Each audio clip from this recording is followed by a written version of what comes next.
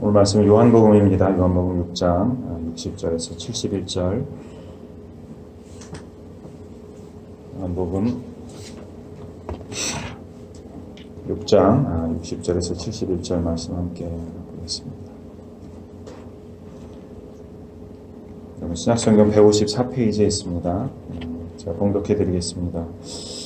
제자 중 여럿이 듣고 말하되 이 말씀은 어렵도다 누가 들을 수 있느냐 한데 예수께서 스스로 제자들이 이 말씀에 대하여 수군거리는 줄 아시고 이르시되 이 말이 너희에게 걸림이 되느냐 그러면 너희는 인자가 이전에 있던 곳으로 올라가는 것을 본다면 어떻게 하겠느냐 살리는 것은 영이니 육은 무익하니라 내가 너희에게 이른 말은 영이요 생명이라 그러나 너희 중에 믿지 아니하는 자들이 있느니라 하시니 이는 예수께서 믿지 아니하는 자들이 누구며 자기를 팔 자가 누구인지 처음부터 아심이로라.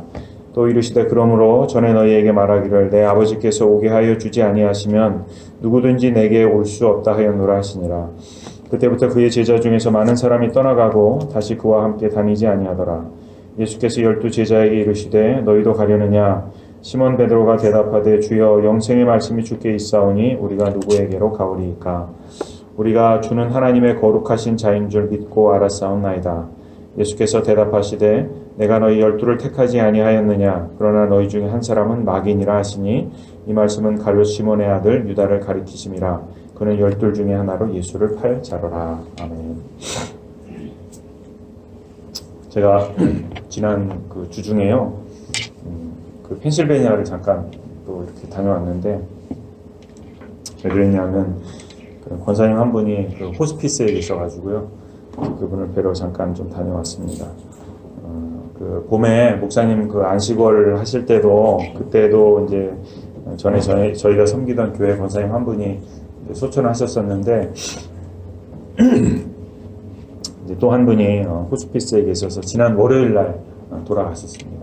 저희가 지난주에 뵙고 왔는데 이제 갔을 때 저희가 이제 간 김에 지인 몇 분들을 이렇게 좀 만났는데 이제 오랜만에 만나서 이제 이런저런 얘기하다가 제가 좀 물어봤어요. 거기 이제 워낙에 이제 시골이기 때문에 어떻게 한국 사람들 좀 여기 들어옵니까? 이렇게 여쭤봤더니 이제 거기는 시골이라 그런지 뭐 동남아 사람들이나 뭐 남미 사람들이나 이런 사람들은 좀 들어오는데 뭐 한국 사람은 이렇게 새롭게 들어오는 사람은 전혀 없다고 이렇게 얘기하시더라고요.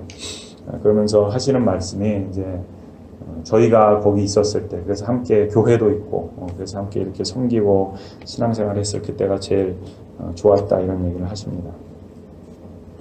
그럼 뭐 들어보니까 뭐 이미 있던 한국 분들도 많이 떠났고 지금도 계속 떠나는 중이고 뭐 이렇다고 해요. 이제 돌아오는 길에 이제 여러 가지 생각이 이렇게 머릿속에 막 이렇게 맴돌고 저희가 지금 살고 있는 보스턴도 이렇게 생각이 드는데 제가 처음 보스턴에 왔을 때 이렇게 생각해 보니까요. 이제 시골에 있다고 와서 그렇지 보스턴에 오니까 사실은 여기도 한국 사회가 굉장히 좁은데 그때 제 생각에는 미국에 있는 한국 사람은 다 보스턴에 있는 것 같았어요. 이제 살다 보니까 뭐 여기도 별로 다를 게 없다는 것을 지금은 느끼고 있습니다만 아무튼 그때는 그랬습니다. 생각해 보면 여전히 이제 보스턴도 저희가 처음에 올 때는 뭐 그랬지만 여기도 뭐 사람들이 오고 가고 떠나고 뭐 이러기를 반복하고요. 그렇게 누가 그런 얘기 하시더라고요. 보스턴은 이렇게 나그네들이 잠깐 머무는 곳 같다. 그래서 잠깐 머물고 떠나고 그러는 곳이 보스턴이다. 우리 교회도 많은 분들이 그렇게 거쳐서 떠나가신 분도 계시고 그래서 이제 교회를 생각하니까 또 이렇게 함께 예배 드릴 수 있는 여러분들이 이렇게 우리 곁에 있다는 게 참 굉장히 감사하게 이렇게 느껴졌습니다. 어쨌거나 이제 우리 인생이요 그런 것 같아요. 이렇게 새로운 만남이 있기도 하고 또 누군가는 왔다가 떠나가기도 하고 또 내가 떠나기도 하고 누군가를 보내기도 하고 그런 만남과 헤어짐의 연속이다 이런 생각이 들고 저도 이제 저희 애가 이제 떠날 날이 한 일주일 남짓 남았는데 이제 이게 현실이 되니까요 굉장히 요즘에 우울합니다. 오늘 본문 말씀도 이제 그렇게 누군가는 떠나가고요 또 누군가는 남겨지고 이제 그런 얘기예요. 지난주에도 우리가 살펴봤지만 예수님께서 생명의 떡 또 내 살을 먹고 내 피를 마셔라 이제 이런 얘기를 계속 하시니까 이제 사람들이 그 당시에 이제 예수님의 그런 말씀은 이제 참 이해하기가 어려웠습니다. 더군다나 이제 지난주에 살펴본 내용에서 이렇게 이어서 보면 예수님께서 이런 말씀을 이제는 회당에서 아예 본격적으로 막 선포하기 시작하셨어요. 그러니까 많은 사람들이 수군거리고 도대체 이게 무슨 얘기냐. 심지어는 예수님을 계속해서 쫓아다녔던 제자들조차도 이 말씀을 도대체 누가 이해할 수 있겠냐 이렇게 회의적으로 예수님 말씀을 받게 됩니다. 이제 그런 사람들을 향해서 예수님께서 63절에 보면 살리는 것은 영이니 육은 무익하니라 내가 너희에게 이런 말은 영이요 생명이라. 그러니까 예수님께서 이 말씀이 어떤 육신의 유익이나 육신의 채워짐이나 이런 것들을 얘기하는 것이 아니라 영적인 것을 얘기하는 거다. 영생과 생명에 관한 것이다 라고 계속해서 예수님 강조하고는 계시는데 그럼에도 불구하고 여전히 이 말씀을 이해하는 사람은 그 당시에는 없었던 것 같아요. 그래서 결국은 말씀을 이해하지 못한, 그래서 예수님에게 실망하고 있는 일단의 사람들 또 제자들이 예수님을 떠났다 이렇게 기록합니다. 66절에 보니까 그때부터 그의 제자 중에서 많은 사람들이 떠나가고 다시는 그와 함께 다니지 아니하더라 이렇게 기록합니다. 그리고 이제 그때 그렇게 한 무리의 사람들을 예수님께서 떠나 보내시면서 이제 남아있는 12명의 제자들한테 물어보시는 거예요. 야, 너네들도 떠날 거냐? 너희도 가려냐? 이렇게 물어보십니다. 그러니까 베드로가 68절에 어떻게 대답하냐면 주여 영생의 말씀이 주께 있사오니 우리가 누구에게로 가오리까? 이렇게 대답합니다. 이 베드로라는 사람을 보면요, 굉장히 이 사람 이제 성경을 보면 혈기도 많고 성질도 급하고 이제 그런 사람이기는 한데 참 예수님께서 정말 이렇게 사랑할 만한 구석이 굉장히 많은 그런 제자였다 이런 생각이 드는 게 참 중요한 순간마다 이 베드로는요 얼마나 참 어렵고 아름다운 그런 고백을 많이 했는지 몰라요. 예수님께서 사람들이 나를 누구라 하느냐 또 너희들은 나를 누구라고 하느냐 이렇게 물어봤을 때도 베드로는 예수님은 바로 그리스도시요 살아계신 하나님의 아들입니다 이렇게 고백했었죠. 또 나중에 예수님께서 제자들 막 발을 씻겨주실 때 베드로가 혼자서 막 벌떡 일어나서 주님 나는 발만 씻기지 마시고요 머리도 씻겨주시고 손도 씻겨주세요 뭐 이러기도 했고 그리고 이제 오늘 본문에 이제 또 한 번 베드로의 참 아름다운 고백이 있습니다. 영생의 말씀이 주님에게 있습니다. 그런데 우리가 주님 말고 누구에게로 가겠습니까? 이 고백이 있습니다. 누군가는 지금 예수님을 떠나가는 이제 그런 순간이죠. 그런데 그 순간에 베드로가 하는 고백입니다. 나는 주님을 떠날 수 없습니다. 영생의 말씀이 주님에게 있기 때문입니다. 이렇게 고백합니다. 누군가 예수님을 함께 동고동락하면서 함께 해왔던 누군가가 떠나갈 때 그 사람의 뒷모습 대신에 지금 베드로는 누구에게 집중하고 있는가 하면 예수님만 바라보고 예수님에게 집중하고 있는 이제 그런 모습을 베드로에게 발견할 수 있습니다. 많은 사람들이 떠나갔습니다. 그렇지만 베드로와 또 남겨진 12명의 제자들은 이 사람들도 사실은 따져보면 이때 예수님의 그 말씀을 그러면 다 이해했냐? 그렇지는 못했어요. 베드로도 사실은 다 이해하지는 못했지만 그럼에도 불구하고 베드로와 12명의 제자들은 동요되는 대신에 자기가 지금 바라보아야 할 곳이 어디인지 자기가 무엇을 바라보아야 할지 붙들어야 할지 그 약속에 대해서 아직 완전하지는 않지만 어렴풋이 그 약속을 지금 붙들고 있는 그런 상태가 지금 베드로의 상태입니다. 그래서 자신의 고백처럼 베드로와 나머지 11 제자들은 영생의 약속을 붙들고 예수님을 떠나지 않고 이렇게 있는 그 모습입니다. 근데 그렇지만 이제 금방 얘기한 것처럼 이 당시에 그러면 베드로와 그 12명의 제자들이 그럼 아주 성숙한 믿음, 성숙한 고백으로 이런 고백을 예수님께 하고 있느냐? 정말로 예수님의 그 영생의 복음의 말씀을 다 완전하게 이해하고 지금 이 고백을 하고 있는가 하면 그렇지는 않았어요. 그렇지는 않았기 때문에 이제 어떤 일들이 벌어지냐 하면 지금 이제 여기 가버나움이지 않습니까? 가버나움 회당에서 예수님 말씀 전하시는 이제 그런 상황인데 이 가버나움에서는 다른 제자들이 떠날 때 베드로와 다른 이 12명의 제자들이 떠나지 않고 예수님 곁을 지키고 있지만 나중에는 어떤 일이 생기냐면요. 나중에는 이 제자들도 예수님을 떠나는 그런 일이 벌어지기도 합니다. 언제냐 하면 여러분들 잘 아시는 예수님께서 잡히시던 그 새벽에는 베드로도 또 나머지 11명의 제자들도 다 예수님 버리고 부인하고 도망가 버리죠. 근데 이제 제자들의 모습을 보면 여러분 우리 모습도 사실은 그렇습니다. 우리 믿음도 우리가 막 어떨 때는 막 기분 좋을 때는 예수님 내가 다 예수님 떠나도 내가 이 믿음을 꼭 붙들겠습니다. 떠나지 않겠습니다. 이렇게 고백하는 순간도 있지만 그러다가도 또 어느 순간 우리가 막 이렇게 무너지기도 하잖아요. 무너지기도 하고 시험에도 들고 막 믿음도 버리고 싶고 교회도 떠나고 싶고 뭐 그런 순간도 우리에게 또 찾아오고 또 그렇게 예수님 다 떠났던 제자들이 나중에 다시 다 돌아오죠. 또 베드로를 비롯해서 이제 그런 것처럼 우리들도 또 막 그렇게 무너졌다가 또 다시 세워지기도 하고 이제 그런 연약한 믿음의 모습을 이제 우리 자신들에게도 우리는 곧잘 발견하게 됩니다. 사람만 그렇게 떠나고 오고 가고 하는 것이 아니라 우리의 믿음도요 그렇게 떠나기도 하고 또 무너졌다가 또 다시 세워졌다가 다시 돌아왔다가 이제 그런 변덕스러운 믿음의 모습이 우리에게 있습니다.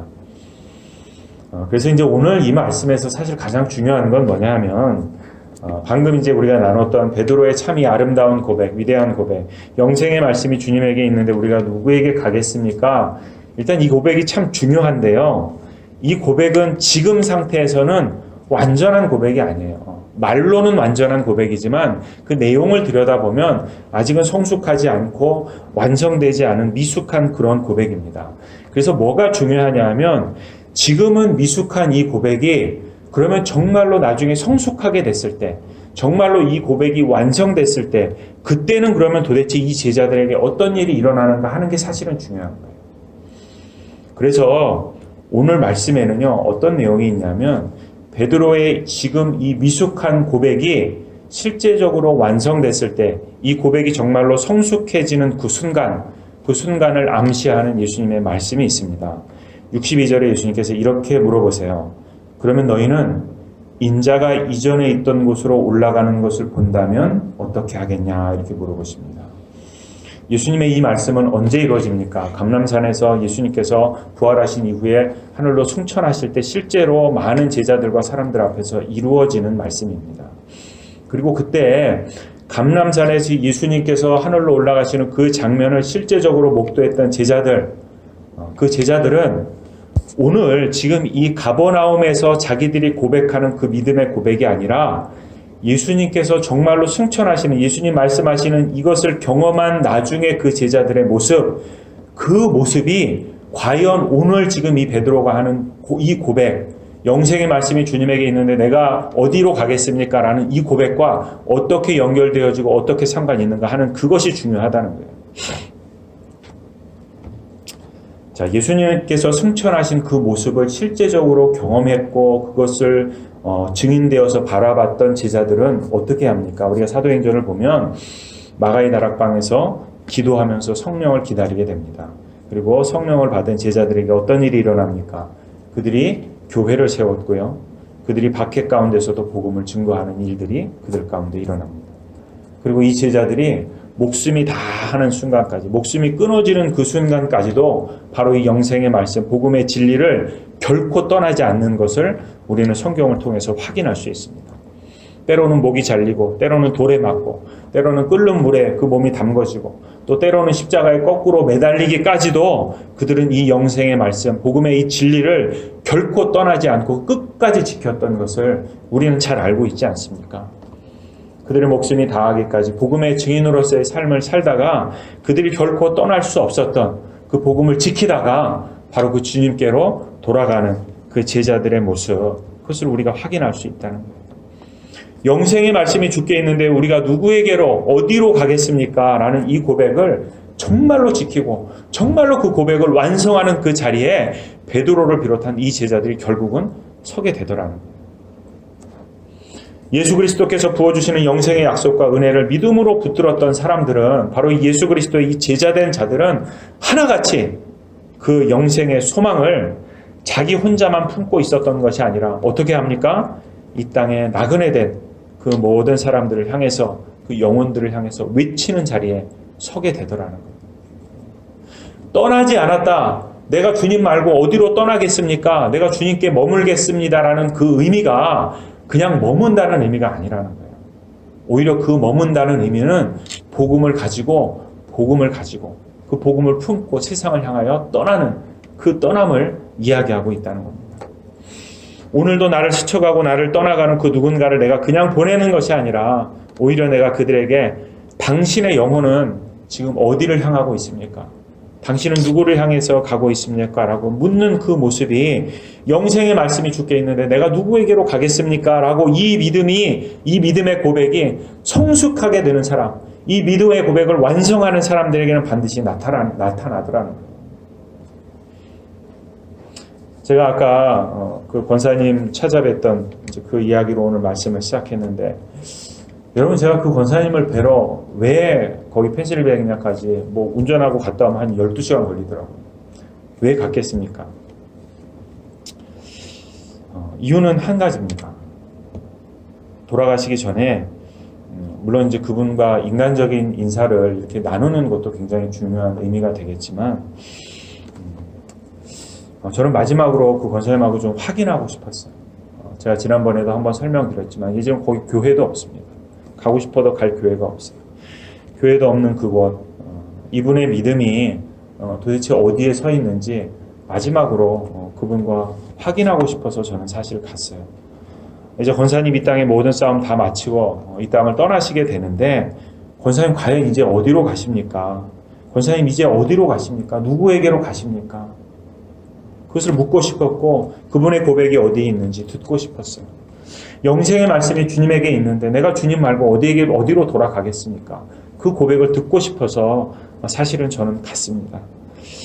그런데 호스피스에 계시니까요, 약을 너무 세게 줘가지고 이분이 눈도 못 뜨고 뭐 말씀도 못 하시고 이렇게 못 하세요.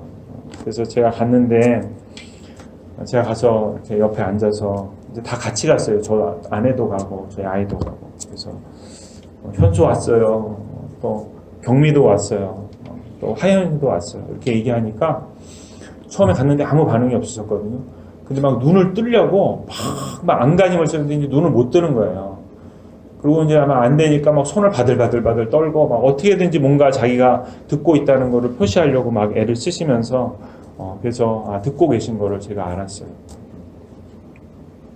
그래서 권사님 함께 예배드리고 기도하고, 권사님 예수님을 부르세요. 예수님 부르세요. 예수님, 예수님. 이제 내가 주님에게 돌아갑니다. 예수님 부르세요. 나를 받아주세요. 마음으로 계속 기도하세요. 그렇게 함께 예배하고 그렇게 권면하고 그러고 돌아왔습니다.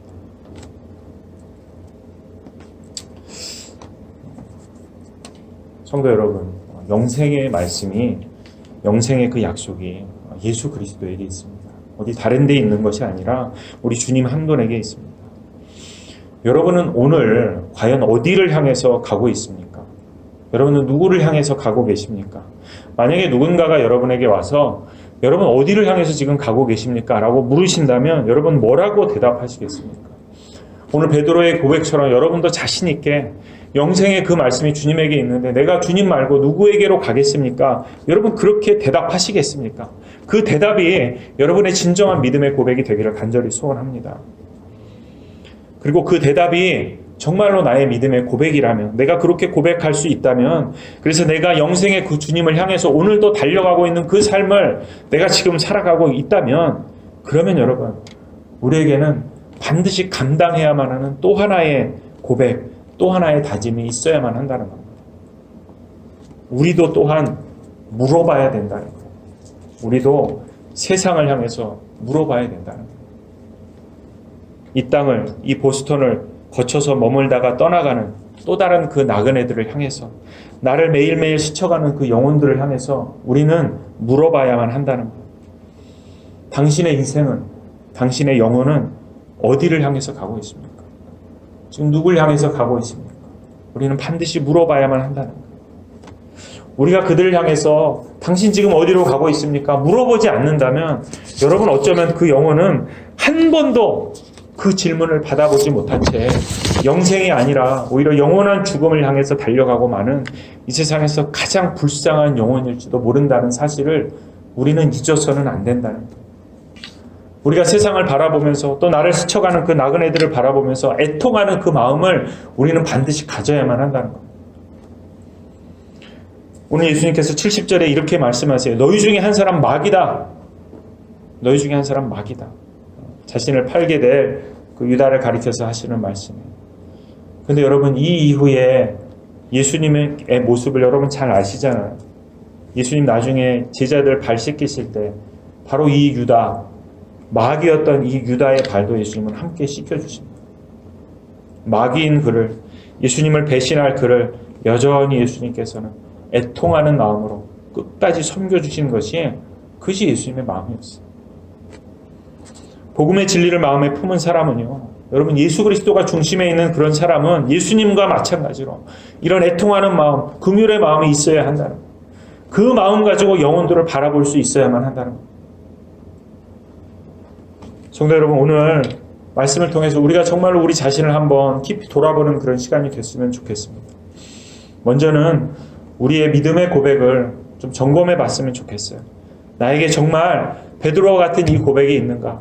아직 좀 연걸지 못하고 좀 어수룩한 고백이어도 괜찮습니다. 그렇지만 나에게도 동일한 고백, 영생의 말씀이 주님에게 있는데 내가 주님 말고 누구에게로 가겠습니까? 이 고백이 나에게 있는지 우리가 먼저 좀 확인해 봤으면 좋겠어요. 그리고 여러분에게 그 고백이 있으시다면 우리는 또 같이 함께 점검해 봤으면 좋겠어요.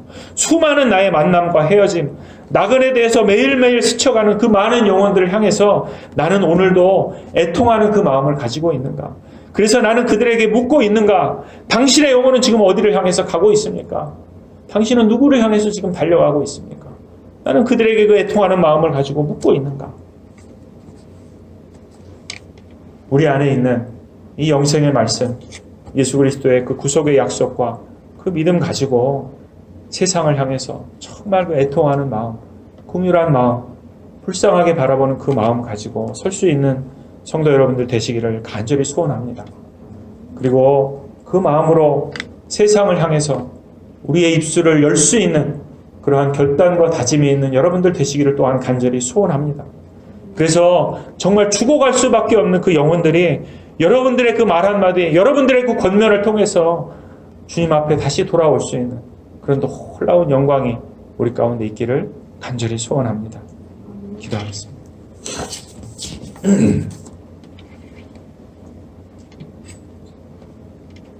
하나님,